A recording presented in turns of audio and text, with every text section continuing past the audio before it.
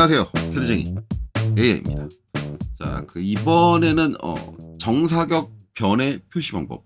그래서 이제 정사각형을 표시해주는 이제 치수 보조 기호죠. 그거를 사용해서 치수를 기입할 때의 상황에 대해서 설명을 합니다. 자, 일단은 대상으로 하는 부분의 단면이 정사각형인 경우 그 형태를 그림으로 표현하지 않고, 즉 정사각형을 안 그린다는 얘기예요.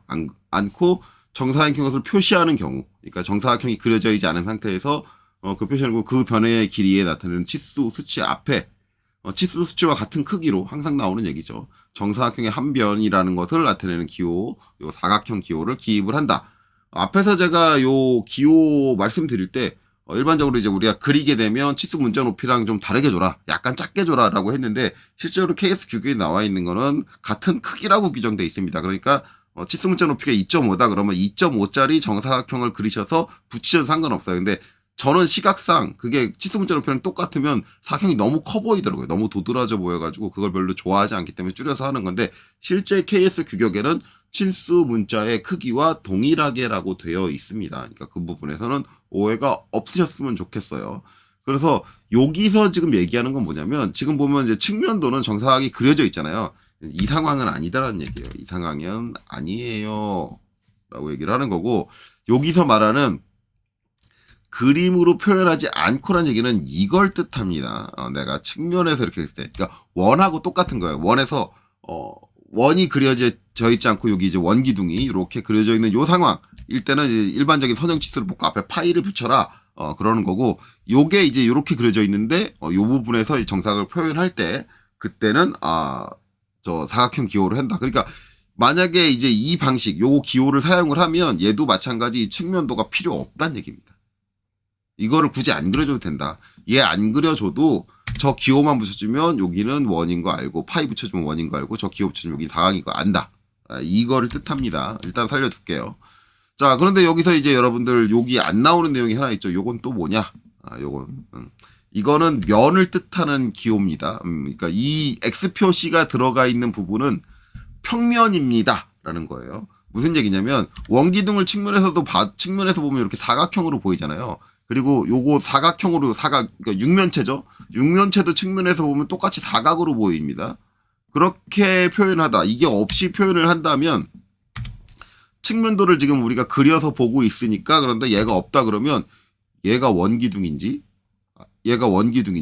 아니면 얘가 육면체인지 구분이 안 갑니다.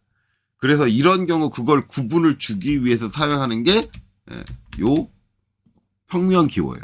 그래서 평면에 해당하는 부분, 여기는 공면이 아니다, 원형으로 이렇게 휘어져 있는 공면이 아니고 평면이다. 그래서 평면인 부분에 저렇게 X 표시를 붙여준다. 저거는 일반적으로 이제 가는 실선으로 저렇게 붙여줍니다. 그래서 평면에 이제 대각이 되는 두 점들을 이렇게 크로스로 이어가지고 표시를 해준다. 그렇게 이해하시면 될 것 같아요.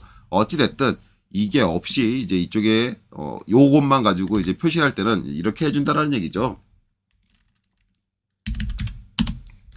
자, 여기서 여기 하고, 여기 제가 2mm 튀어나오게 했으니까 8mm 빼줄게요. 그래서 저는 한 10mm 띄울 겁니다. 이거 너무 가깝네요. 옮겨줄게요. 자, 이렇게 되는 거죠. 그리고 이제 여기서는 아마 이제 이렇게 되겠죠. 이제 요 바깥으로 빼주던가, 이렇게 해서 이제 지름 치수를 기입을 하겠죠. 그래서 이제 여기는 한 7mm 정도 띄우고, 이제 지름 치수 앞에 파이 붙여주는 거는 간단하죠. 더블 클릭해가지고 이제 C다. 근데 이제 사각기호 같은 경우는 일반적으로는 그려서 붙여주는 경우가 더 많아요. 왜냐하면 이걸 그려서 붙이지 않으려면 제가 앞에서 이제 말씀드렸던 뭘 외워야 돼요? 이걸 외워야 돼요. 여기서 역슬러시 U 플러스 2호 A1 이걸 외워야 돼요. 그래서 일반적으로 이제 저거를 못 외우시는 분들이 많기 때문에 REC 골뱅이 이제 아까 얘기한 대로 치수 문자 높이랑 똑같으면, 지금 제 치수 문자 높이가 2.5로 되어 있으니까 2.5, 2.5 이렇게, 그리고 얘는 치수 문자랑 선 굵기는 똑같아야 되니까 이건 가는 실선으로 가야겠죠. 지금 저희는 치수 문자 선의 굵기를 0.25를 쓰고 있습니다. 이제 가는 실선 이렇게 하고 치수 문자 앞으로 이렇게 놔준다. 근데 이제 요거의 단점이, 이게 문자가 좀 중앙에 있지 않다. 그쵸?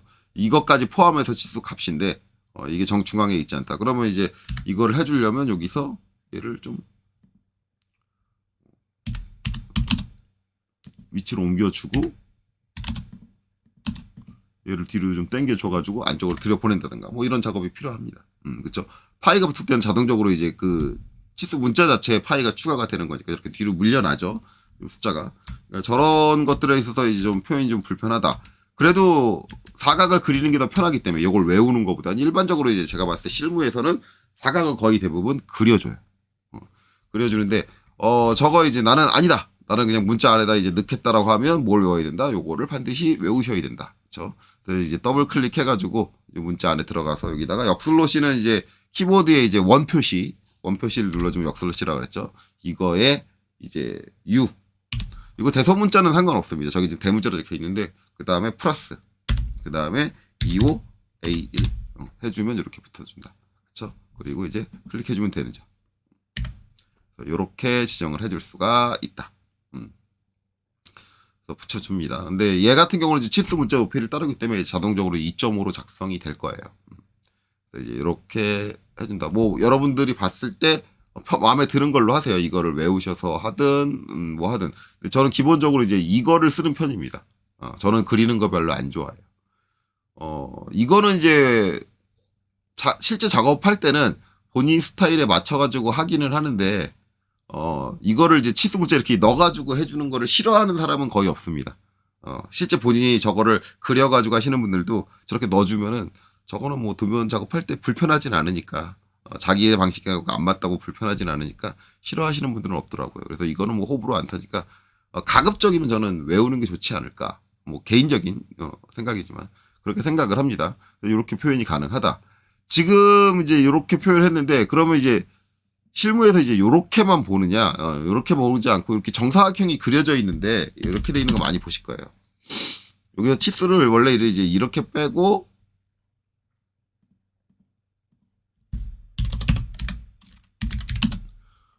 여기다 이제 치수를 기입한다 그러면 이제 요렇게 빼고 이렇게 해야 되는데 이걸 안 하고 여기서 역슬러시 U 플러스 25A1 이렇게 기입하는 경우가 있어요. 실제 실무에서 이거 많이 볼 겁니다. 실제로 저도 이제 이거 할 때 이쪽에 측면에 이제 치수 기입 공간이 좀 모자란다. 한쪽이 좀 모자란다. 그러면은 이걸 한쪽으로만 해서 이렇게 기입을 해요. 이렇게 기입을 하는데 자, 지금 정확하게 말씀드리면 이거는 KS 규격상 잘못된 겁니다. 그 내용이 다음 항목에 나와요. 다음 항목이 어떻게 나오냐면 이렇게 나옵니다.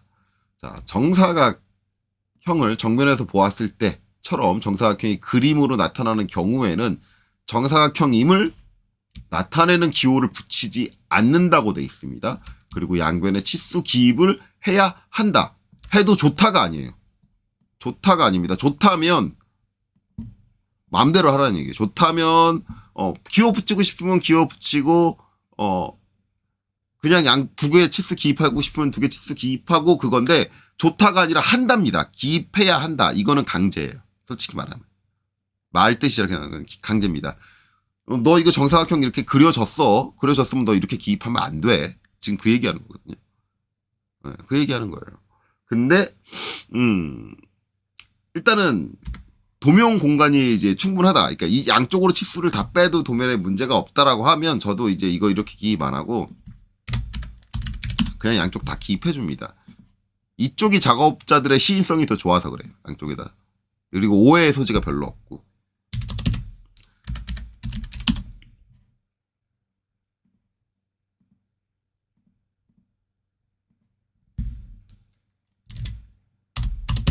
이렇게 해주는 게 더 시인성이 좋아요.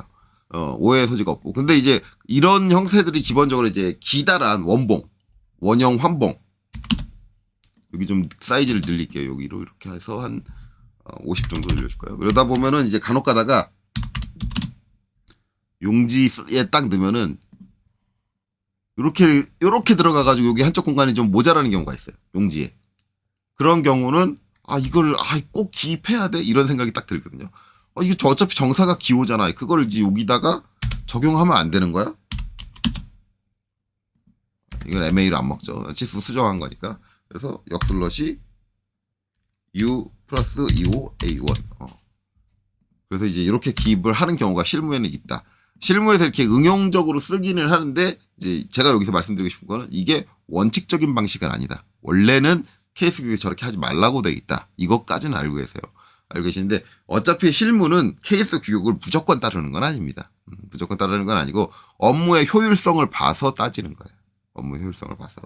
그렇기 때문에 그런 부분이 있다라는 거. 원칙적으로 저렇게 표기하는 건 잘못된 거다라는 것까지는 이제 여러분들이 알고 계시는 게 좋겠죠. 이런 건 잘못된 표현이긴 하다.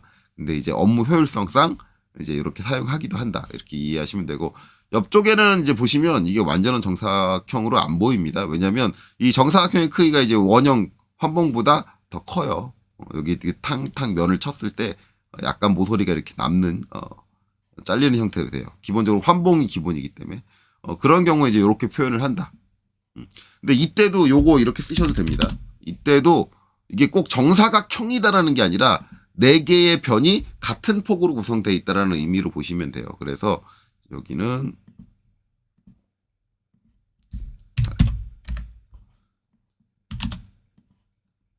자, 이렇게 좀 공간 좀 빼주고, 이때도 이제 여기다가